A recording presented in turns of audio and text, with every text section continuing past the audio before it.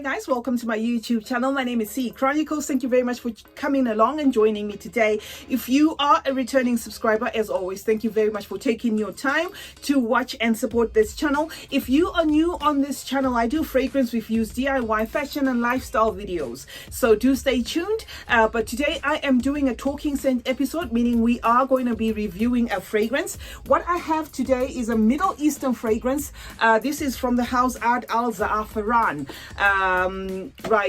This is from the United Arab Emirates.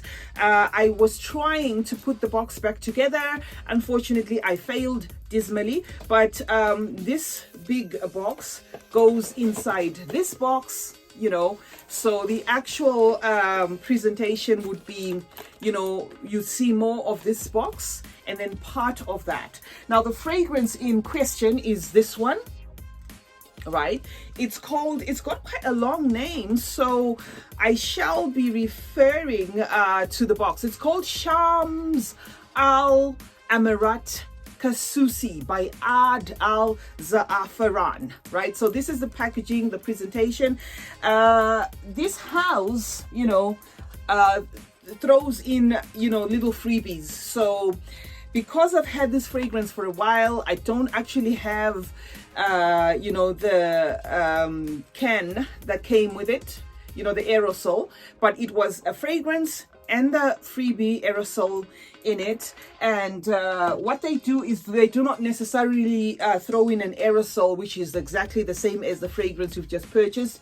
I think that's for marketing purposes. They will throw in any other aerosol of the fragrances that they have, you know, sort of like for you to use as a tester to buy some more, I guess, but it's a good gesture anyway. So like I was saying, I was trying to put the box back together, but this is it, so you will get the idea. Plus I will put the box either on this side of the screen or on that side of the screen, so you'll get to know exactly how the packaging looks like.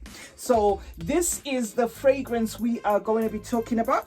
Let me take off this box. Right, the reason why I'm taking this is to make sure I don't botch the name, because on the actual you know, on the actual fragrance itself, there is no name here. It just says Eau de Parfum Natural Spray, 100 mils, 80% alcohol, you know, but the perfume itself is Shams Al Emarat Khususi from the house Ard Al Zaafaran. Right, now let me tell you, or let me spray and tell you what we are talking about today. This is the fragrance.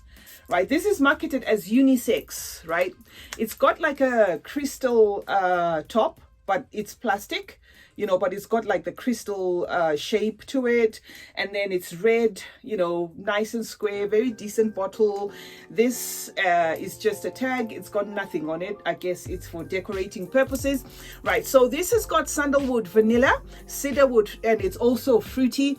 It's got some white musk, rose, and amber. Right, these are the notes that I managed to find from the website. What happens with the Middle Eastern houses is most of the time they will, you know, they don't put the notes out there, so you either have to use your nose or you have to do some research, and they are not on Fragrantica. This particular one, Ard Al Zaafaran, is on Fragrantica, but this particular one is not on Fragrantica. So I had to, you know, kind of like look around for the notes, and what I got was the vanilla, the sandalwood, the fruitiness, the amber, the rose, and the white musk. Right, this is unisex fragrance, but to me it leans more towards the feminine. Right, to me it's a very feminine fragrance.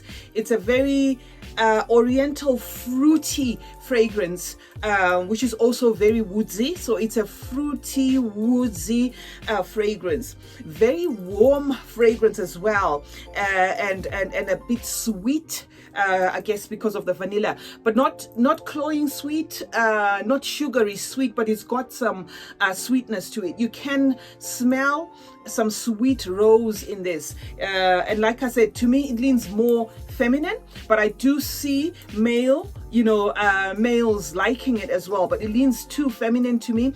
It's a very nice, very mysterious fragrance, one that I would say occasion wise, this is a very a fragrance that's a very intimate fragrance, you know, ideal for like a dinner date or an intimate setting. Very nice fragrance, smells a bit exotic as well. So, you know, if I was to wear this, I think this would be ideal for cool evenings, although you can pull it off in the afternoon as well, because like I said, it's sweet but it's not cloying, it's spicy but it's not, you know, too over, or you know, it's not too loud. It's got that sweetness in the vanilla, but it's very classy and very warm as well, and very sexy as well. So I would wear a little black dress, you know, some stilettos, going on a date. This is what I'll pick, because to me this is a very sexy fragrance, if you will, but not to say one cannot wear it anyhow. I guess you can wear this anyhow, but I think to me, you know, it's definitely going to be my evening scent, especially if I am going to be, you know, on a date or you know, an intimate setting, because it's a very sexy and very it also tends a bit leathery, you know, a bit leathery, a bit fruity. It's not all over the place, but it doesn't exactly, you know, just give you everything in one go. This is why I said it's also a very mysterious fragrance, you know, one fragrance that one can actually use even as their signature scent as well. But to me, it's too sexy, to a point where this, if you wanted, say, your ex to never forget you on the breakup date, this is what you'd wear, you know. If you just wanted, you know, to just pull a fast one on them to make sure they don't forget you or something like that, this would be something that you wear, because it's a very cozy fragrance, a very nice one at that. So yeah, and it's marketed as unisex, and it's one of those that you can pick up either on eBay or Amazon, or you know, just on those Middle Eastern sites. So yeah, basically I do like this fragrance. As for comparing it to something that I already have, no, I didn't come across something. It's unique in its own way, you know. It's a bit sweet, like I said, very feminine, but I wouldn't compare it to some of these popular fragrances, because it's got this mysteriousness to it. Yeah, so that's Shams Al Emarat. Let me just take the box again, because Shams Al Emarat Khususi, right? Some of the names in the Middle Eastern fragrance, on the Middle Eastern fragrance perfumes are a bit, you know, of like a tongue twister if you do not speak Arabic. So the reason why I continue to refer to the box is not because I'm not familiar with the fragrance itself, but I'm just trying not to put the wrong word in front of the other. So it's Shams Al Emarat Khususi by Ard Al Zaafaran, you know, one that I would definitely recommend. Age group, I would say anything from 20 and above, perfect.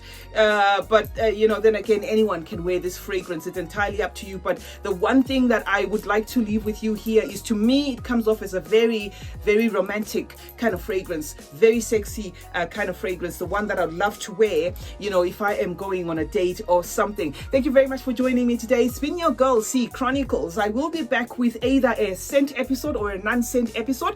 I hope everybody is staying safe and everybody is doing fine wherever they are, and I hope you enjoyed watching this talking scent episode.